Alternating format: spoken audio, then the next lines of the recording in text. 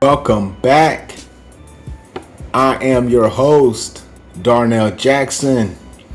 And in this crypto report, we're going to be talking about why the International Monetary Fund is big mad at El Salvador.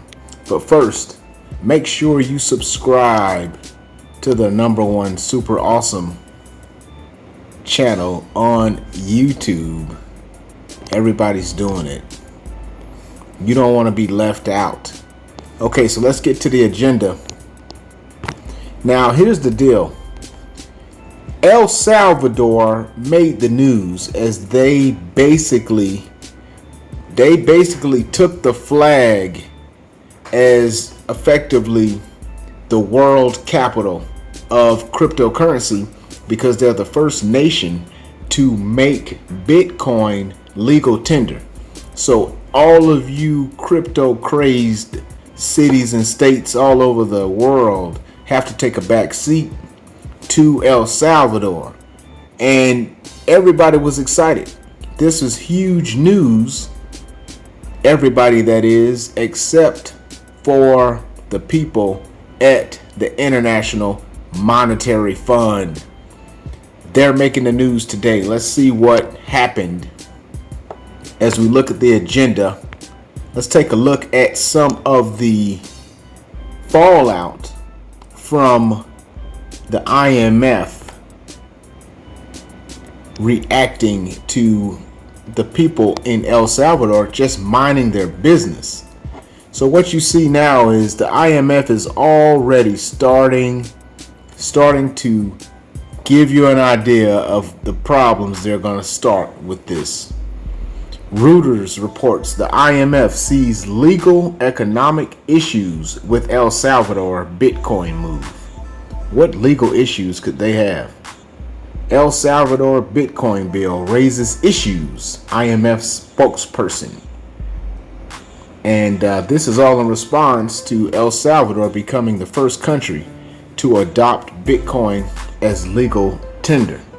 So you're seeing that report, but you're seeing the IMF spokesperson says that there are issues. Well, let's take a look at what the IMF claims in this case when it's talking about legal economic issues with El Salvador. Let's take a look. Now, it says on Thursday that it has concerns with the move by El Salvador. It looks like they're pretty much saying the same thing over and over again. Here's a quote from the spokesman of the IMF, Jerry Rice. And it says here that adoption of Bitcoin as legal tender raises a number of macroeconomic, financial, and legal issues that require very careful analysis. Well, you just sound really butthurt, don't you? It goes on to say, we are following developments closely and will continue our consultations with the authorities. That sounds a lot like we're going to get on the phone and tell them to do what we say, doesn't it? What does that sound like to you? That's got to be the quote of the year. We are following developments closely and will continue our consultations with authorities. Were you guys consulted with before this decision was made? Let's take a look real quick at the man that's talking right now. Take a look at your screen. Let me move me out the way. You're looking at Jerry Rice. This man is the spokesperson for the International Monetary Fund.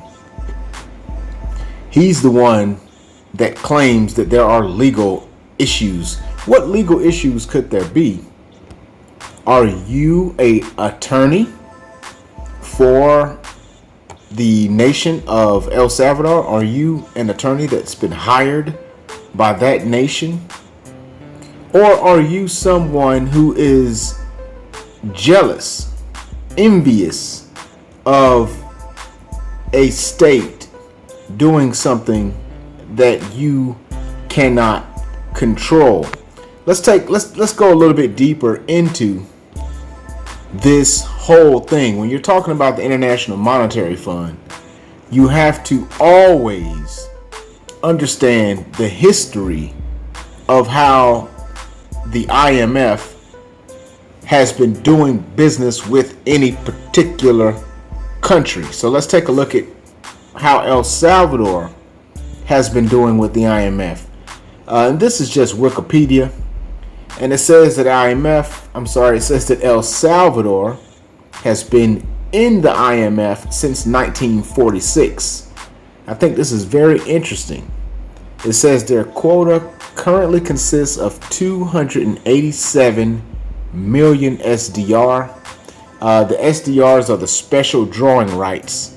This is the language that the IMF uses. It goes on to say the country has received loans from the IMF in the past.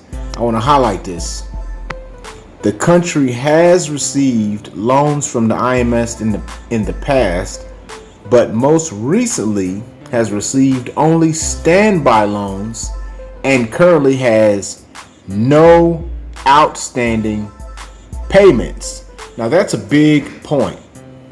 If you do some research on the IMF, you'll find that many countries end up getting behind on those payments. If you want to learn a little bit more about how that works out negatively, make sure you check out the documentary Life or Debt, which talks about how the IMF impacted the economy of Jamaica.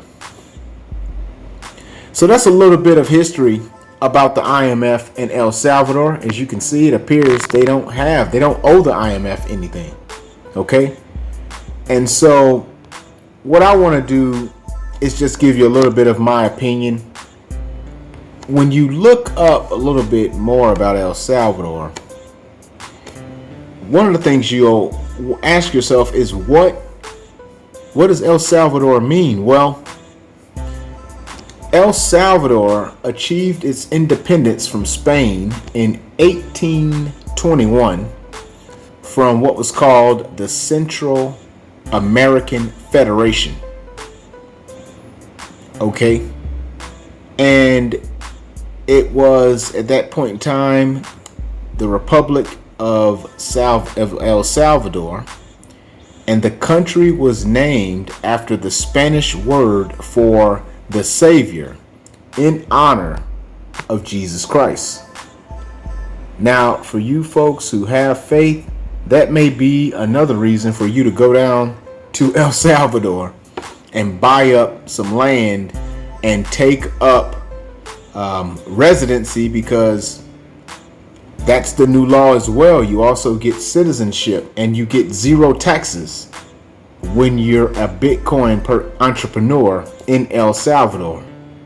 Now you can get the further blessing of knowing that you're in a place that was named with the right idea. All right? I love to hear what you got to say about this whole topic. Make sure you post your comments and follow and subscribe and share Darnell Jackson Crypto. Until the next time, peace.